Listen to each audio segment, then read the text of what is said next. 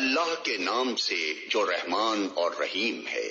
النحل نام، آیت 68 کے فقرے و اوحا ربک الی النحل سے ماخوذ ہے۔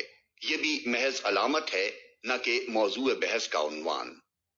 زمانہ نزول، متعدد اندرونی شہادتوں سے اس کے زمانہ نزول پر روشنی پڑتی ہے۔ مثلا آیت 41 کے فقرے والذین ہاجروا فی اللہ من بعد ما ظلموا سے صاف معلوم ہوتا ہے کہ اس وقت ہجرت حبشہ واقع ہو چکی تھی۔ آیت 106 من کفر باللہ من بعد ایمانہ سے معلوم ہوتا ہے کہ اس وقت ظلم و ستم پوری شدت کے ساتھ ہو رہا تھا، اور یہ سوال پیدا ہو گیا تھا کہ اگر کوئی شخص ناقابل برداشت اذیت سے مجبور ہو کر کلمہ کفر کہہ بیٹھے تو اس کا کیا حکم ہے۔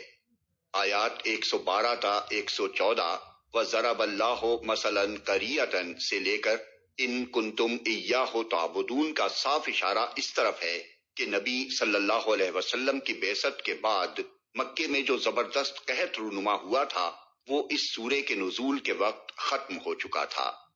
اس سورہ میں آیت 115 ایسی ہے جس کا حوالہ سورہ انعام آیت 119 میں دیا گیا ہے، اور دوسری آیت 118 ایسی ہے جس میں سورہ انعام کی آیت 146 کا حوالہ دیا گیا ہے۔ یہ اس بات کی دلیل ہے کہ ان دونوں سورتوں کا نزول قریب العہد ہے۔ ان شہادتوں سے پتہ چلتا ہے کہ اس سورے کا زمانہ نزول بھی مکے کا آخری دور ہی ہے، اور اسی کی تائید سورے کے عام انداز بیان سے بھی ہوتی ہے۔ موضوع اور مرکزی مضمون: شرک کا ابطال، توحید کا اثبات، دعوت پیغمبر کو نہ ماننے کے لیے برے نتائج پر تنبیہ و فہمائش، اور حق کی مخالفت و مزاحمت پر زجر و توبیخ۔ مباحث: سورے کا آغاز بغیر کسی تمہید کے یک لخت ایک تنبیہی جملے سے ہوتا ہے۔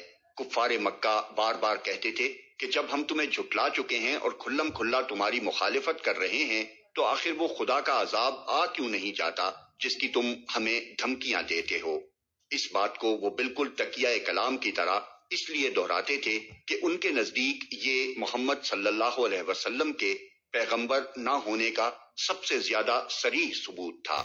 اس پر فرمایا کہ بے وقوفو، خدا کا عذاب تو تمہارے سر پر تلا کھڑا ہے، اب اس کے ٹوٹ پڑنے کے لیے جلدی نہ مچاؤ، بلکہ جو ذرا سی مہلت باقی ہے اس سے فائدہ اٹھا کر بات سمجھنے کی کوشش کرو۔ اس کے بعد فوراً ہی تفہیم کی تقریر شروع ہو جاتی ہے، اور حسب ذیل مضامین بار بار یکے بعد دیگرے سامنے آنے شروع ہوتے ہیں۔ ایک، دل لگتے دلائل اور آفاق و انفس کے آثار کی کھلی کھلی شہادتوں سے سمجھایا جاتا ہے کہ شرک باطل ہے اور توحید ہی حق ہے۔ دو، منکرین کے اعتراضات، شکوک، حجتوں اور ہیلوں کا ایک ایک کر کے جواب دیا جاتا ہے۔ تین، باطل پر اصرار اور حق کے مقابلے میں استکبار کے برے نتائج سے ڈرایا جاتا ہے۔ چار، ان اخلاقی اور عملی تغیرات کو مجمل مگر دل نشین انداز سے بیان کیا جاتا ہے جو محمد صلی اللہ علیہ وسلم کا لایا ہوا دین انسانی زندگی میں لانا چاہتا ہے، اور اس سلسلے میں مشرکین کو بتایا جاتا ہے کہ خدا کو رب ماننا جس کا انہیں دعویٰ تھا محض خالی خلی مان لینا ہی نہیں ہے، بلکہ اپنے کچھ تقاضے بھی رکھتا ہے جو عقائد، اخلاق اور عملی زندگی میں نمودار ہونے چاہیے۔